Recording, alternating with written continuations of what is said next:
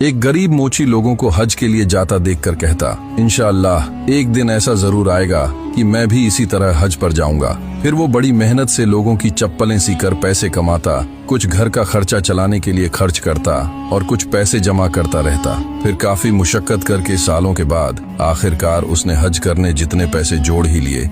जब पैसे जमा हुए तो मोची हाजियों के साथ हज के लिए रवाना हुआ। जब रास्ते में हाजियों का काफिला आराम करने के लिए रुका तो मोची बैतुल खला के इरादे से इतराफ के जंगल में गया। उसने वहाँ एक अजीब मंजर देखा। एक बापर्दा खातून मुर्दार जानवर का गोश्त काट कर ले जा रही है। तो मोची उसका पीछा करने लगा कि आखिर देखूं ये औरत मुर्दार जानवर का गोश्त कहाँ ले जाती है। फिर वो औरत जाकर एक घर के अंदर घुसी। फिर मोची छुपकर खिड़की से झांक कर देखने लगा। जब मोची ने वो मंजर देखा तो उसकी आंखें फटी की फटी रह गईं। वो औरत जो हिजाब के हिसाब से मुस्लिम लग रही थी, वो मुर्दार जानवर का गोश्त पकाकर अपने बच्चों को खिलाना चाहती थी। फिर मोची ने आवाज दी, ऐ माई, ये क्या कर रही हो? दरवाजा खोलो, मैं तुम्हें ऐसा हरगिज नहीं करने दूंगा। उस औरत ने दरवाजा खोला और मोची के सामने रोने लगी और कहने लगी, मैं एक सैयद ज़ादी हूँ। मैं इतनी मजबूर हूँ कि मेरे बच्चे भूख से मर रहे हैं, इसीलिए मैं ये मुर्दा जानवर का गोश्त पकाकर बच्चों को खिलाना चाहती थी। मोची की आंखों में आंसू आ गए और उस सैयद ज़ादी से कहने लगा, ये मुर्दार जानवर का गोश्त फेंक दो,